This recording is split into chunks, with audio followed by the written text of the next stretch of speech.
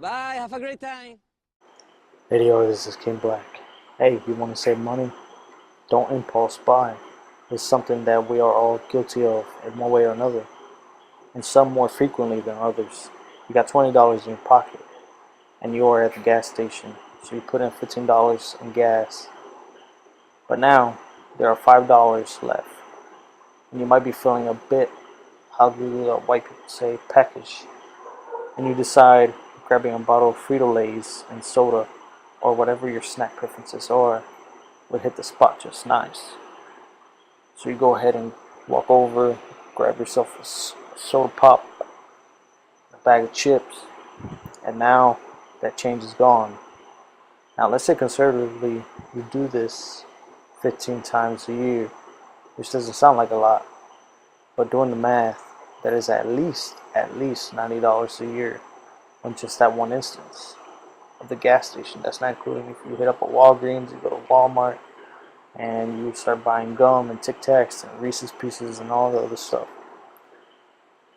If this happens more frequently or on multiple occasions, it really adds up. You could be looking at hundreds of dollars annually you are spending on a whim. This is money that could have been or could have formed a part of an emergency fund. The most direct way to deal with this, in my opinion, is the moment you're about to impulse buy, check yourself. Stop. Stop right there wherever you are and think, do I really need this? And the key word here being need. In most cases, you aren't literally dying of hunger or thirst. So repeat that to yourself mentally, that you don't need it. And if you have it in your hand, put it back and focus on just fulfilling that want at home. If you're hungry, wait till you get home. If you're thirsty, wait till you get home or you go to a water fountain. In the moment, it's going to feel like it sucks. And your subconscious may freak out on you. And you may try to convince yourself that you can afford it. But you got to fight that. You got to fight that subconscious back. You see that change. And you should put that aside in a jar. And on a Friday or Saturday, if your bank is open, deposit it into your savings account. But you might be saying, I don't carry cash. I use my debit card or my credit card. Well, if you got a credit card, well, you can't really take that money and put it into your savings account. But if you're using your debit card, well, you still have to persuade yourself you don't need that impulse purchase. And you have to keep a running tab on what you would have spent. And the next time you go to the bank, you need to go ahead and withdraw that amount and transfer that over to your savings account.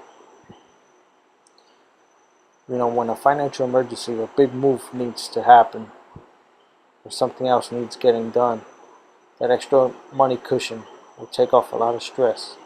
Nobody said being a mature adult was easy, but the world owes you nothing, and you can't be the type to rely on pity and handouts. You can't just be somebody who rides the pity train all the time. You gotta be smart. You're not a kid anymore. Nobody's gonna hold your hand and make things disappear or take the fall for you. You have to be smart. Think about one day. You gotta plan on being older. You can't just say, I don't care if I die tomorrow. Well, what if you say that but you live to be 100? You don't want to be living in a box under a bridge when you're 100. You gotta start saving now. So I tell you what, transmission ain't cheap on a car. It doesn't matter if it's a 93 Civic or a freaking 2017 model car. It costs money. Labor costs go into it, especially if you take it to a Pep Boys or a dealer. It's gonna rip you a second asshole. You don't want that. You don't want to be struggling on how the heck you're going to pay the light next month, how you're going to pay your cell phone next month.